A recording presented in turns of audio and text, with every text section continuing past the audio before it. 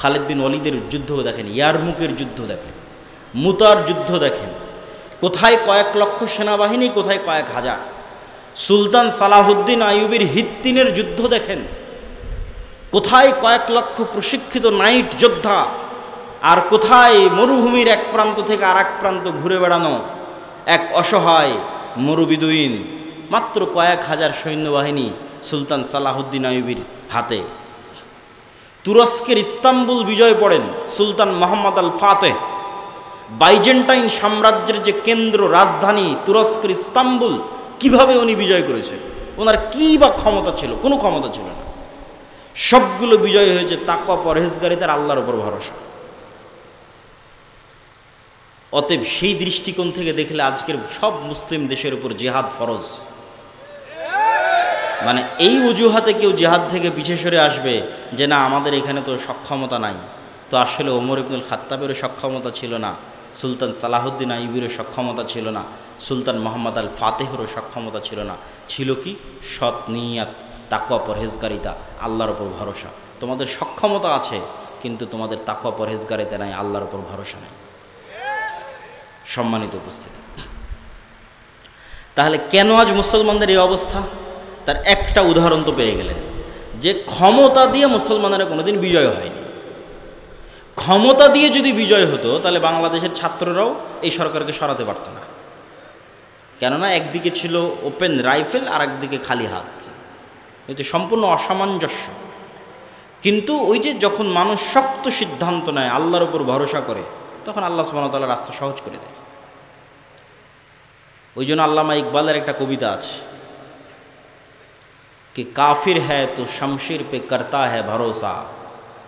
কাফেরেরা তরবারির উপর ভরসা করে, আর মৌমিন হয় তো বেতেগ ভি লড়তা है সিপাহী। আর যদি মুমিন হয় তো ঢাল তলোয়ার ছাড়াই যুদ্ধের মাঠে ঝাঁপিয়ে পড়ে, কেননা মুমিনের কাছে শাহাদতের মৃত্যু সবচেয়ে প্রিয়। এবং আল্লামা ইকবালের আরও একটা কবিতা আছে এই বিষয়টাকে তুলে ধরার জন্য, তু হুনার আজমা হাম জিগার আজমায়েঙ্গে। তোর কাছে অস্ত্র আছে, তুই তোর রাইফেল আর বম যত আছে সব পরীক্ষা কর, আর আমরা কিসের পরীক্ষা দিব? আমরা হচ্ছে জীবনের পরীক্ষা দিব। তোর রাইফেলের গুলিতে মরে যাব, তোর বমের আঘাতে শহীদ হয়ে যাব, কতগুলো মারবি, মেরে ফেলে দেবে। তো হুনার আজমা হাম জিগার আজমায়েঙ্গে, তোর হাতে রাইফেল আছে, আমার কলজা আছে। এটা আল্লামা ইকবালের কবিতা। তো যখনই মানুষ মৃত্যুকে পরোয়া করে না এবং মৃত্যুকে পিছনে ফেলে দিয়ে সামনের দিকে আগায়, তখন বিজয় সুনিশ্চিত। কিন্তু এই যে দুনিয়ার ঐশ্বর্য, দুনিয়ার উন্নয়ন, দেখবেন যে একদিকে গাজায় ক্রন্দন চলছে, আর একদিকে দেখবেন দুবাইয়ের কথা বলেন বা যে কোনো দেশের কথা বলেন, দেখবেন রঙ্গলীলায় মত্ত। তো ওই দুনিয়ার ওই নেশা ছেড়ে দিয়ে কিভাবে জেহাদে অবতীর্ণ হবে? তখনই অবতীর্ণ হতে পারবে যখন দুনিয়ার এই মূল্যটা হারিয়ে যাবে। এই জন্য আল্লাহ শিক্ষা দেন, মানে জেহাদে অবতীর্ণ হওয়ানোর জন্য আল্লাহ শিক্ষা দেন। শাস্তি না পেলে ঠিক হয় না মানুষ। সিরিয়ার মানুষজন বিজয় হয়েছে 20 বছর থেকে যুদ্ধ করতেছে। আফগানিস্তানেরা বিজয় হয়েছে 30 বছর থেকে যুদ্ধ করতেছে, মানে মরতে মরতে মরতে মরতে মরতে মরতে তারা মরা শিখেছে। ফিলিস্তিনের মানুষেরও বিজয় হবে, তারাও জানের কুরবানি দিচ্ছে। কিন্তু যারা এই তামাশা দেখছে তাদের উপরও কিন্তু এই শাস্তি আযাব নেমে আসবে, নেমে আসার আগে যতক্ষণ সতর্ক না হবে। তাহলে এখানে আরেকটা বিষয় আমাদের মনে রাখতে হবে যে আমরা এই অবস্থায় দাঁড়িয়ে কেন, এই গোলামির জিঞ্জির আমাদের গলায় কেন? এই গোলামির জিঞ্জির আমাদের গলায় এর আরেকটা গুরুত্বপূর্ণ কারণ আমার দৃষ্টিতে মনে হয়েছে, আমি সব বক্তব্যে বলেছি, আপনারা শুনেছেন কিনা আমি জানি না, আমি বলেছি আজকের যুগের মুসলমানেরা আজকের যুগের বানু ইসরাইল। আজকের যুগের মুসলমান বানু ইসরাইল মানে, তাহলে আগে বানু ইসরাইল কারা? পবিত্র কোরআন খোলেন, পবিত্র কোরআনের সূরা বাকারার একটা বড় অংশ জুড়ে আল্লাহ বানু ইসরাইলদের কথা বর্ণনা করেছে। তো বানু ইসরাইলদের কথা আল্লাহ কোরআনে বর্ণনা করেছে, আমি দুই একটা বলি, তাহলে বুঝবেন বানু ইসরাইল কারা। এবার ওদের সাথে আমাদের মিলাবেন। বানু ইসরাইলের বর্ণনা আল্লাহ দিচ্ছে যে বানু ইসরাইলেরা চোখের সামনে দেখলো যে ফেরাউন ডুবে গেল। বানু ইসরাইলেরা চোখের সামনে দেখলো যে ফেরাউন ডুবে গেল। চোখের সামনে ফেরাউনকে ডুবতে দেখার পরও বানু ইসরাইলরা মুসা আলাইহিস সালামকে বলছে, লান নুমিনা লাকা হাত্তা নারাল্লাহ জাহরা। মুসা, তোমার আল্লাহর উপর ততক্ষণ ঈমান আনবো না যতক্ষণ না তোমার আল্লাহকে নিজে চোখে না দেখবো। বলে নাউজুবিল্লাহ। তুই এর চেয়ে বড় কী দেখবি? তোর চোখের সামনে ফেরাউন ডুবে গেল, সমুদ্রের মধ্যে 12টা রাস্তা তৈরি হলো, এবং যে 12টা রাস্তা দিয়ে তোরা পার হয়ে গেলি, সেই 12টা রাস্তা যখন ফেরাউন পার হতে লাগলো, তখন সে 12টা রাস্তা পানিতে মিশে ফেরাউন ডুবে গেল। এরপরে কেমনে একটা জাতি বলতে পারে ততক্ষণ তাওরাতে বিশ্বাস করবো না যতক্ষণ আল্লাহকে সচক্ষে না দেখছে? শুধু কি তাই, এই সমুদ্র যখন পার হয়ে গেল তখন এটা মরুভূমি। তুর পাহাড় যদি কোনোদিন দেখতে পান, মিশরে যদি কোনোদিন যান, তুর পাহাড় যদি দেখেন, তাহলে দেখবেন তুর পাহাড় এবং তার আশেপাশের পুরো অঞ্চল মরুভূমি, আর এক পাশের অঞ্চল সমুদ্র। তো যেই সমুদ্র মুসা আলাইহিস সালাম পার হয়েছে, আর এই তুর পাহাড়ের আশেপাশে মুসা আলাইহিস সালাম ঘুরপাক খাচ্ছে সমুদ্র পার হওয়ার পর, ফেরাউনের মৃত্যুর পর। তো মরুভূমিতে তো পানিও বের হবে না, মরুভূমিতে তো কোনো ফসলও হবে না। তাহলে পানি বলতে সমুদ্রের পানি, সমুদ্রের পানি তো লবণ পানি, তো লবণ পানি খাবে কীভাবে? ওয়াইজ ইস্তাসকা মূসা লিকওমিহি ফাকুলনা যরিব বিআসাকাল হাজার ফানফাজারাত মিনহু ইসনাতা আশারাতা আইনা। যখন বনু ইসরাইল মুসা আলাইহিস সালামকে বলল মরুভূমিতে পানির ব্যবস্থা নাই, তোমার আল্লাহকে বলো পানির ব্যবস্থা করে দিতে, তখন আমরা মুসাকে বললাম, মুসা তোমার হাতের লাঠি পাথরে আঘাত করো। যখন মুসা আলাইহিস সালাম বিসমিল্লাহ বলে হাতের লাঠি পাথরে আঘাত করলেন, তখন মরুভূমির মধ্যে পানির কোনো উৎস ছাড়াই পাথরের মধ্যে থেকে 12টা ঝর্ণা বের হয়ে গেল। আল্লাহু আকবার। তা পানির ব্যবস্থা হয়ে গেল। খাবার, তো আল্লাহ বলছে তোমাদের জন্য জান্নাত থেকে মান্নার সালোয়া পাঠাবো খাবার হিসেবে। প্রতিদিন সকালবেলা মান্না সালোয়া আসতে লাগলো। মান্না সালোয়া কি? মান্না সালোয়া হচ্ছে এক উন্নত প্রজাতির পাখি আর পৃথিবীর সর্বোন্নত প্রজাতির মাশরুম। তো এই মান্না সালোয়া নিয়ে যখন আমি একবার গবেষণা করেছিলাম, তখন দেখেছিলাম, এখনকার দাম কম বেশি হতে পারে, যে আজকের পৃথিবীর সর্বোন্নত যে মাশরুম, এই সর্বোন্নত মাশরুমের বর্তমান 1 কেজি মাশরুমের দাম বাংলা টাকায় 4 থেকে 5 লক্ষ টাকা। আল্লাহু আকবার। 1 কেজি মাশরুমের দাম 4 থেকে 5 লক্ষ টাকা। সেই খাবার আল্লাহ ফ্রিতে দিত। তাহলে মরুভূমিতে পানি বের হয়ে গেল, মরুভূমিতে জান্নাত থেকে খাবার আসে। তারপরও বনু ইসরাঈল বলছে লান নাসবিরা আলা তুআমিন ওয়াহিদ ফাদউ লানা রাব্বাক। এগুলো সব সূরা বাকারা থেকে আমি পড়তেছি। তোমার আল্লাহকে বলো এই রোজ এক খাবার ভাল লাগে না, আল্লাহকে বলো এই মরুভূমির থেকে ডাল চাল রসুন পেঁয়াজ আদা বের করে দিতে। তখন মুসা আলাইহিস সালাম আল্লাহর সাথে কথা বললেন। আল্লাহ বলছে ঠিক আছে, এই মরুভূমি পার হওয়ার পর সুজলা সুফলা শস্য শ্যামলা একটা এলাকা আছে, যেটা তোমার বাপদাদার, মুসা আলাইহিস সালামের বাপদাদার। মুসা আলাইহিস সালামের বাপদাদার কীভাবে? মুসা আলাইহিস সালামের বাপদাদার কীভাবে, এটা বোঝার জন্য 1-2 মিনিটে বুঝিয়ে দিচ্ছি। সমুদ্র পার হওয়ার সময় কয়টা রাস্তা তৈরি হয়েছিল? 12টা। ঝর্ণা ফাটার সময় কয়টা ঝর্ণা বের হলো? আল্লাহ কিন্তু কোরআনে বলছে ইসনা আশার, 12টা। এটা হচ্ছে ইউসুফ আলাইহিস সালামের 12 ভাই, ইয়াকুব আলাইহিস সালামের 12 সন্তান। ইউসুফ আলাইহিস সালামের 12 ভাইয়ের পরবর্তী বংশধর হচ্ছে তারা। ইউসুফ আলাইহিস সালামের 400 বা 300 বছর পর মুসা আলাইহিস সালাম আসছে ওই বংশে, ইব্রাহিম আলাইহিস সালামের বংশে, ইসাক আলাইহিস সালামের বংশে, ইয়াকুব আলাইহিস সালামের বংশে, ইউসুফ আলাইহিস সালাম এবং তার ভাইদের বংশে, তারাই বনু ইসরাঈল। তাহলে এরা সবাই হচ্ছে নবীদের সন্তান। কোন নবীর সন্তান? ইব্রাহিমের সন্তান, ইসহাকের সন্তান, ইয়াকুবের সন্তান, ইউসুফ আর তার ভাই।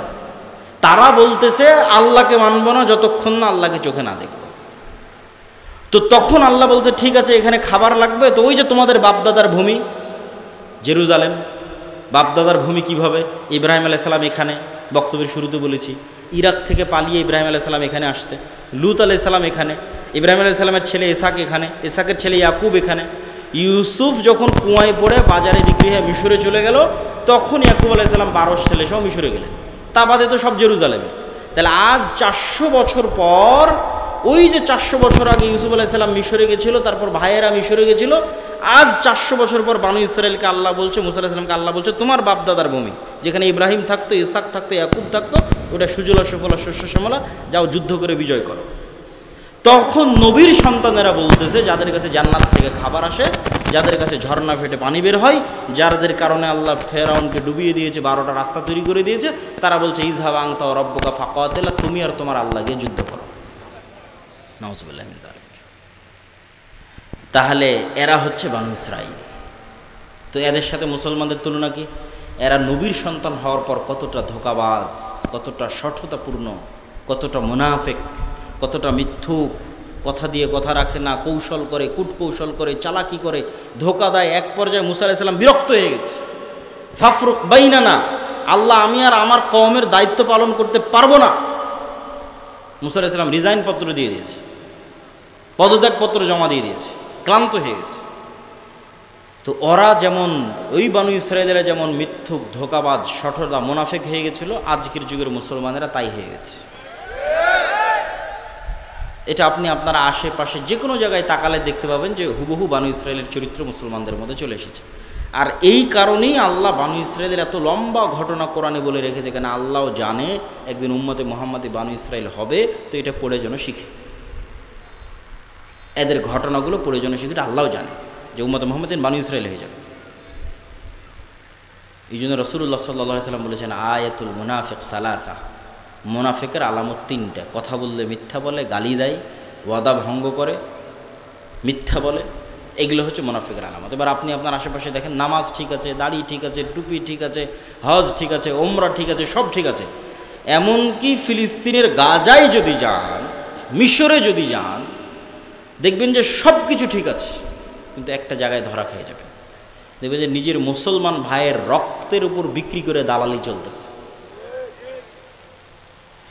একটা টাকা আপনি মিশর থেকে গাজায় পাঠাবেন, শুধু সিন্ডিকেট আর দালালের কারণে এই টাকাটা গাজার মধ্যে যেতে যেতে যেতে যেতে যেই পরিমাণে দাম বাড়ে, মিশরে যদি 500 পাউন্ডে একটা খাসি কিনতে পাওয়া যায়, তাহলে গাজার মধ্যে ঢুকতে ঢুকতে ঢুকতে ঢুকতে শুধু সিন্ডিকেট দালাল, সিন্ডিকেট দালাল, সিন্ডিকেট দালাল, ঢুকতে ঢুকতে এই টাকায় ওই খাসি আর 5000 পাউন্ডেও খুঁজে পাওয়া যাবে না।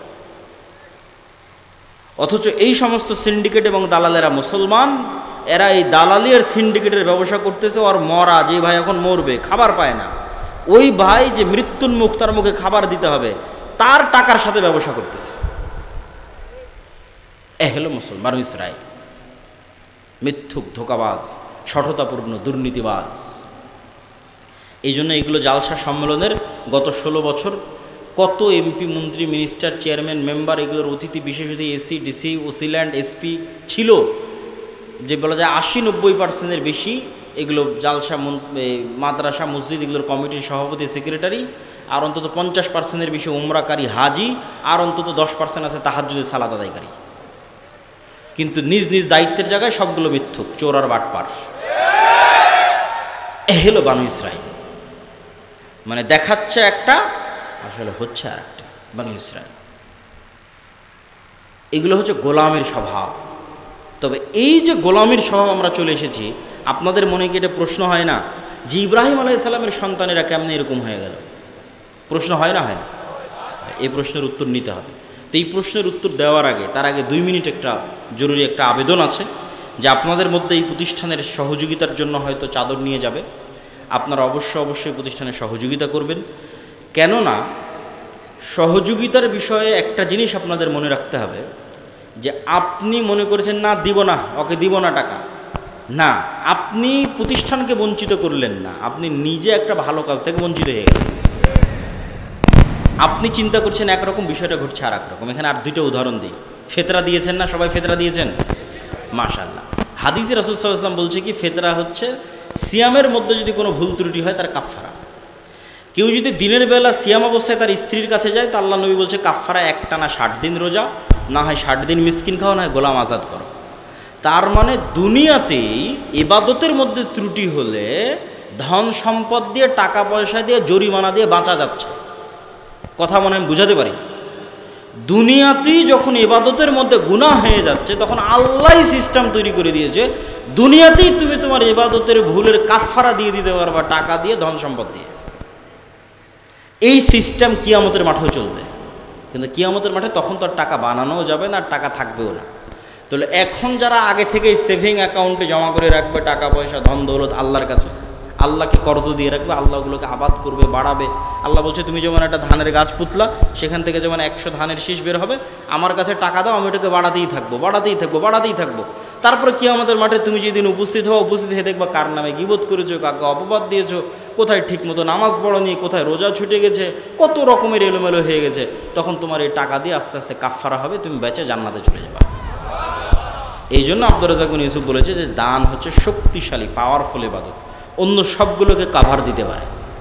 আর কোনো ইবাদত আর একটাকে কাভার দিতে পারে না। হজে যান, দেখবেন যে একটা ইবাদত ছুটে গেছে, কথার কথা আপনি একটা ভুল করে ফেলেছেন, তখন আপনাকে মুআল্লিম বলবে দম দিতে হবে। দম কি? একটা খাসি জবাই করতে হবে। তো খাসি জবাই করতে কি লাগবে? টাকা লাগবে। তো টাকা দিয়ে খাসি জবাই করে হজের একটা ভুল শুধরে গেছে।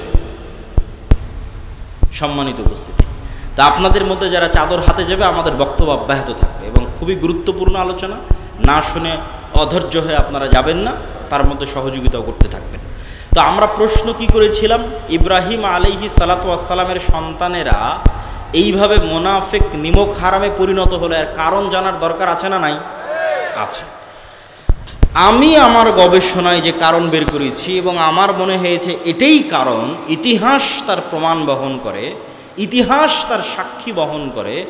সেই কারণটা হচ্ছে যে ইউসুফ আলাইহিসসালাতু ওয়াসসালামের মৃত্যুর পর, ইউসুফ আলাইহিসসালাম মারা গেল। ইউসুফ আলাইহিসসালাম যতদিন বেঁচে ছিল, ভাইয়েরাও মন্ত্রী, মিনিস্টার, চেয়ারম্যান, মেম্বার, বড় বড় পদে ছিল।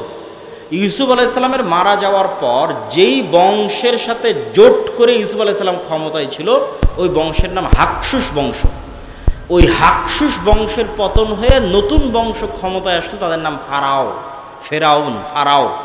তো এই ফারাওরা বলল যে আগের হাকসুসদের মারবো তো মারবো, ওদের সাথে যাদের জোট ছিল ইউসুফ আর এদের ভাই, এদেরকেও মারব। তো যখন ইউসুফ আর এদের ভাইদের মারতে গেল, তখন বড় বড় জ্যোতিষী, বড় বড় পাদ্রী, জাদুকরেরা বলল, এই ফারাওরা শোনো, তোমাদের যদি কোনোদিন ক্ষমতার পতন হয়, তাহলে বানু ইসরাইলদের মধ্যেই পতন হবে, ইউসুফ আর ইউসুফের ভাইদের মধ্যেই এমন সন্তান জন্ম নেবে যে তোমার ক্ষমতাকে ধ্বংস করে দিবে। তো ফেরাউনের মাথা আরও নষ্ট হয়ে গেল, আরও জুলুমের স্টিম রোলার বাড়িয়ে দিল। তো এই জুলুম চলল 300 বছর। ফেরাউনের জুলুম বানু ইসরাইলের উপর চলেছে 300 বছর।